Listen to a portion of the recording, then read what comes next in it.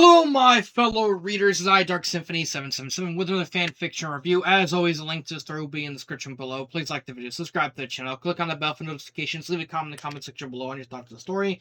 And finally, some my opinion. My opinion is not indicative of everyone in the world, so please respect that. So, the story I'm doing today is the Crystal Kingdom Redux by Tiana Koopa. This was actually personally requested by her.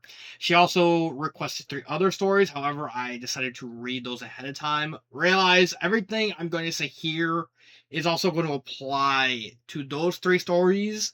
So, in a roundabout way, this is technically reviewing 4 stories at once, but most of my focus will be on this story specifically. So, what is this story? I'm pretty much just going to skim over the plot, mainly because it is just the plot of the Crystal Kingdom. But for those of you who don't want to watch the original video when I reviewed it, in short, Bowser, feeling down in the dumps, is offered a chance to raid and take over a faraway kingdom called the Crystal Kingdom by family of his. They take over. Meanwhile, at the same time, the Princess Crystal invited Mario and Peach and Daisy and Luigi and all of them. They get attacked. A toad woman named Melody and the prince of a neighboring kingdom, Prince... No, I'm drawing a blank on his name. Dorian, that's his name. Prince Dorian. In short, managed to get away. Well, Melody gets away in this time. She heads to the Stardust Kingdom, gets Dorian. They decide we're just going to attack and try and defeat both sets of Koopalings and free the Mario Brothers and all that, which they inevitably do. There is an extra battle at the end in a tower that collapses, and Daisy and Crystal basically do repair the story and do repair the entire kingdom and all that, because their negative energy of Bowser and everyone does degrade and destroy the crystals. Which makes sense if you know what 5 crystals are. That's fine. That's fine for all intents and purposes. However, most of my issues from the original review, ignore that. Most of my issues from the original review do apply here. For one thing, let's get the big thing out of the way. The plot still relies on having a lot of fights, and the author is still not very good at writing fights. Again, that's something that's I can't really blame the author is, because eventually you're gonna have to start practice. If you're gonna do a fight, then you're gonna have to practice. The issue is just there's too many fights, and they all end up in the same no amount, and it's just gonna take a long time and a lot of practice for fight to eventually, possibly getting good, and and just not, and the author's just understandably not at that point yet, and probably might never be. But again, that's like a lot of authors that never gets to the point where they're not really good at writing fight scenes. It's just a common author thing. Can't really blame the author Tiana for completely possibly messing it up when lots of people do the same thing. But in terms of characters and the general vibe, on the positive side, I will appreciate the fact that the author did go through practice, did train, like you can see right here, much more research on crystals and gems, which is fair. If you're going to do a kingdom based off crystals, it makes sense to actually do research on how they behave, especially vibe crystals. That's fine. Watch different YouTube videos and TikToks. Don't trust TikTok. They tend to word of advice. Don't fully trust TikTok. Do lots of research on it. Just don't follow YouTube or TikTok. Mainly TikTok, because there's a lot of misinformation. I could get stuff wrong. I'm willing to admit I can mess up too. Just know what you're getting into when you're doing all these videos and researching the stuff, because sometimes you just tend to get stuff wrong, or sometimes they just kind of just inadvertently mess stuff up because of experience, stuff like that. That's fine.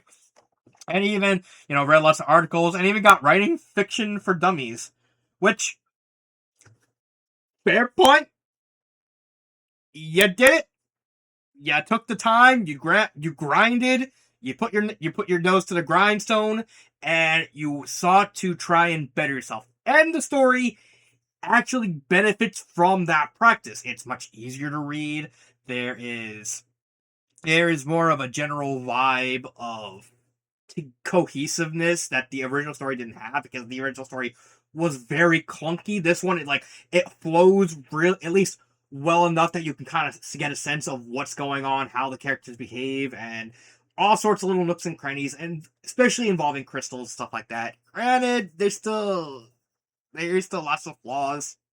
The big one is, even with all the practice, I still don't care for any of the original characters. I don't care about Melody. I don't care about Dorian. I don't care about Claudine and Claudia and like Claudine's and Chris and Langston's kids. I don't care about any of them. None of the characters really have any character development, with the exception of Iggy, and it's basically just a very, very bare bones and basic love story, which is, again, it's baby steps. It's you're improving. You're trying to work towards that thing, certain aspects of your writing. So, just having this little tiny character arc with Iggy, trying to, like, his whole idea of won't he fall, like, confess his love to a Koopa named Tiana, point, is basic, but it's something. I can at least try the author in trying, like, and improving. Like, there is actual improvement in the story. That gets wiped away by a lot of the issues. Again, a lot of these issues are stuff from the original story, so for the most part, I'm gonna leave them alone and focus on one aspect of the story. And I want you to at least take this to heart. And if you don't believe me, do your own research. Do as much research, whether on YouTube or through like Google articles, DuckDuckGo articles, however you want to research it. When it comes to establishing characters, you need to give us something to sync our journey and our imaginations into. And that is impossible, not only with Melody and Dorian, but also Claudine and Langston's kids. I don't care about any of these characters, because the story doesn't give us a reason to care about these characters. What do I mean by that? Well, you try to establish early on, like, the quirks of Claudine and Langston's kids. It doesn't work because you just kind of do the issue where you pair them off with a Koopaling and then you just kind of ignore them because you're focusing on Iggy. Again, Iggy's fine. I don't have an issue with Iggy. But it kind of reeks of you're just trying to rush through that whole thing and not give us a vibe of like what their whole shtick is, like what's their difference. Like, one is a writer. Okay, so is Ludwig, technically. One likes to play games. Okay, a Koopaling likes to play games. Okay. We don't really give us there's not really enough to sink our teeth into with them as characters. But at least the author tries to do it, unlike Melody and Dorian, who have, like, they're just nothing. They're literally just boilerplate, white meat, babyface characters that are just doing good. And the reason I'm bringing this up is there's a certain expectation when it comes to fanfiction. So let's just, as an example, let's take Mario and Luigi. Like, let's compare Melody and Dorian with Mario and Luigi. You just have a custom adventure, like just the most generic adventure possible for Mario and Luigi. With us reading these stories, we're able to sink our teeth into what Mario and Luigi are doing, because they're established characters. They're the faces of Nintendo. Mario's the face of Nintendo. Luigi is a very popular character, and thus we know what these characters are like at a base skeletal level when it comes to writing. We know who they are as characters. We know their likes, with their dislikes, their core personality, why they're going on this adventure. Because Mario wants to do the good thing for good sake, and Luigi basically just wants to back Mario up. That is simple. And so when you write a fan fiction starring Mario and Luigi, you kind of inherently know what they're going to be about. So that way, if you take their character in like a wildly different direction, you're like, we won't expect it coming. But when it comes to the core fundamental values of these two characters, we know what they're about. When you're trying to install original characters, i.e., Melody and Dorian, there is an expectation that the author, you, have to give us a reason to get behind these characters. Using another example, Paper Chopper.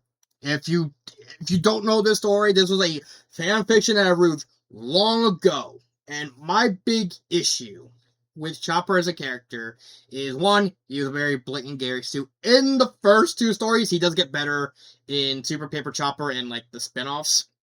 But just for argument's sake, I'm only going to talk about Chopper in this first story. Ignore everything that happens after. Just the original Paper Chopper. We're not given a reason why Chopper is the way he is. He is just there. He just says, I'm going somewhere. Ends up at Mushroom Kingdom, where Bowser, coincidentally, is destroying the place. He fights Bowser. He loses to Bowser, and then the whole adventure starts, a la Paper Mario. If you played that game, we're not given a reason to care about Chopper as a character, and it is an author's role when it comes to writing an original character in a fan fiction as the main character.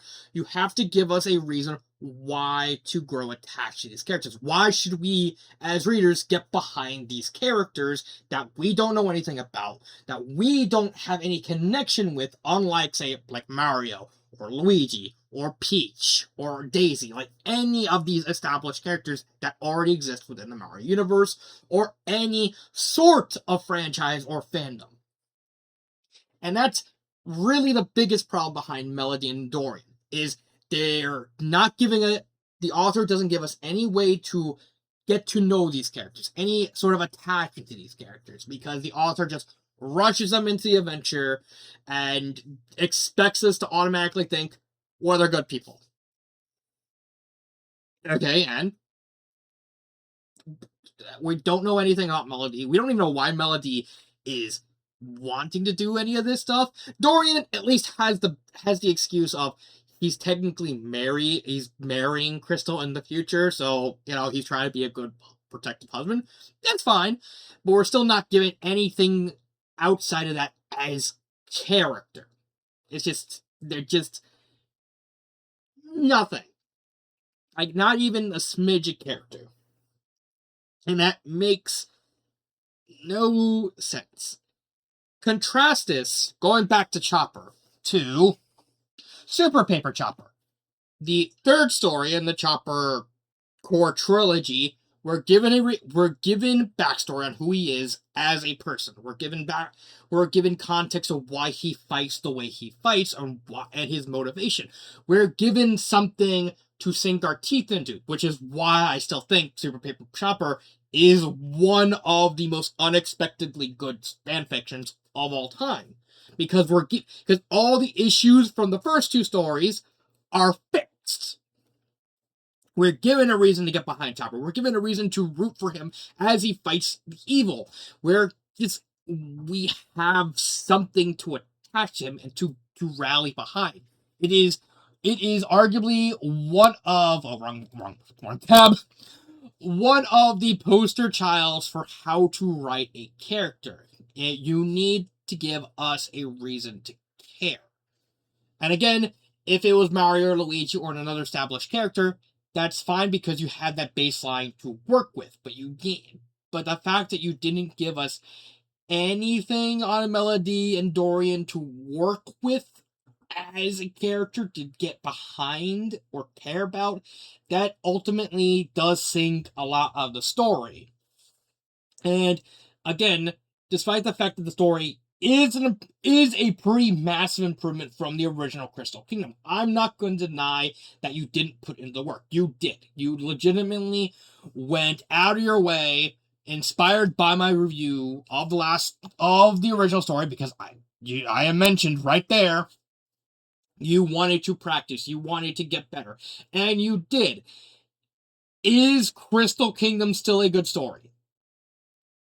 No, but I can sense that you are trying to get better. And as much as I would want to harp on and drag all the flaws of the story down and kind of get you upset, that no. I can tell that you're taking the words and the advice to heart. And you are trying to get better. And you are getting better. You are legitimately actually improving from the story. And that's the same thing with the other three stories as well. There is a sense of improvement in those stories. So you are getting better. You're not there yet. No, you're not there yet. But you are making your way there. And I say give enough time. Give it enough time and you put in the work and you put in the heart and you truly are passionate, because I believe anyone can be a writer if they try hard enough, if they're passionate enough, if they have the heart for it. You can do it. You can make and you can become a good author. Again, you're not there yet, but you are improving, and it's nothing to be taken away from. And I have all the respect that you are putting in the time and effort to improve your story. Would I recommend Crystal Kingdom Redux? No. If given enough time and enough practice, maybe if Tiana goes back to the well and takes her time. And that's another big thing. I need to bring this up. This story was published February 27th. This story was finished April 14th. 2 months. Sometimes you need to take your time on writing a story. If you think, okay, I want to do all these ideas, all these facet, like cool ideas, like these characters and this journey, sometimes you need to take time to flesh everything out. Rome wasn't built in a day. If it's gonna take you, like say, a month to complete a chapter because you want to hammer in every single point of like the entire story. That's fine. Like no one's gonna fault you if you take your time on the story. Sure, some people might get impatient, but you know, the best thing, like good things come to those who wait. I have to say, if you put in the time, because you did put in the time for this, you do slightly more research specifically on vibe crystals, because I do think you at least have something with like the Koopa's presence slowly corrupting the kingdom just by not even doing anything evil, just by being there, and it causes the entire land to decay. That's actually not a bad idea. Why not explore that? Like when they asked like the made the crystals, how about instead of making them while in the dark side kingdom, in essence creating a plot hole, because why would the crystals start to fail if Ludwig made them from scratch to power them? Why not? The melody escapes. Ludwig's like, I want to study these crystals, and he comes up with the crystals as like something completely random. Like he makes like a crystal or two, not a lot. He makes them from crystals from the Crystal Kingdom, so that way it makes more sense for the crystal to fail. And he just like he just gives them to Bowser and Langston and stuff like that, or better yet, how about instead of both Koopalings and their families attack the Crystal Kingdom, Bowser loses to Mario. Claudine, basically in good jest, says, "Hey, yeah, you'll get him next time." Bowser basically goes, "Bet, take over a kingdom. See if you can do it." And so Claudine looks, decides, How about this kingdom, which is the Crystal Kingdom? And then instead of Melody and Dorian fighting all like both Bowser and his family and Claudine and her family, you just fight Claudine, Langston, and their kids. That way you have more time to improve upon like what separates their Koopalings from Bowser's Koopalings. So that way you have like some sort of um dichotomy between the two groups. So that way you can like the gamer one, you could have him be a sore winner. Like he's constantly rubbing in the fact that he's better than like Larry, because who seems to be more of a sore loser type of situation. Or, and not maybe not even do fights. Have them be like challenges. Like I'm going to like you have like instead of physical challenges, you challenge them to mental contests. Like that's another thing you can differentiate yourself. Like Bowser's is more like the physical, like strong, like yeah, but fight side, and Claudine and her group can be like, now we're gonna outsmart everyone and we're gonna outwit them. We still have like our strengths, but like all the Koopaling, like all the Claudine Koopalings basically underestimate Dorian and Melody because like, oh, it's just a little girl and some random guy. Okay. Instead they just challenge him to games of chance, like, or even like like logic games, like figure out the puzzle or figure out like the labyrinth. There's so much you can do with the idea of applying crystals to the whole thing. Like they you even did like the whole them using a crystal mushroom, which like is especially just the Super Bowl power up. I thought I'd just say it. It's just the Super Bowl power up. Or even like them like hell, you can do an environmental message. Like have the crystal be a substitute for like trees and stuff. Like they're used like they each have crystals. They found like they found like a rare crystal. They use the crystal and like as they're using it, the land around them slowly gets corroded. That's a neat idea, and it also give us something to attach their characters. Like you can do what what challenge they do to tie into like their difference between the Koopalings, because the Koopalings are just they'll just I'm just gonna hit you. Yeah, there's so much you can do. But the big thing that I at least want you to try and improve on is give us a reason to care about Melody and Dorian. And also Claudine and her family. That's it. Because I do think if you practice enough, if you try enough, you can get to that point. You're not there yet. And I do truly believe that you can make it. I'm not gonna insult you. I'm not gonna downgrade you. I'm not gonna downplay you because you are trying. And honestly, that is more than I can say with a lot of authors that I've reviewed who have stuck their heads in the sand saying, nah, I'm the best author ever. No. You realize that your writing is not good. And now you realize I want to improve, and you're improving. Go for it. Keep practicing.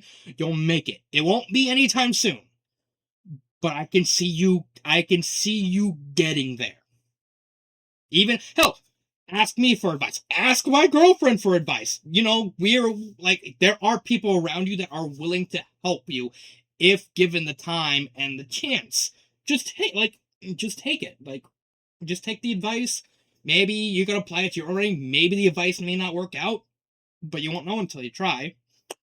I know I took more of an introspective uh direction for this game, for this story. That there honestly really wasn't much I could add that I didn't already say in the original story in that review. So I'm at least I'm at least happy that I was more introspective for this story, because I do think there is potential for this story to be good, but it needs a lot of polish and it needs a lot of work. But I truly believe you can make it, and you can pull it off. This has been Dark Symphony 777, and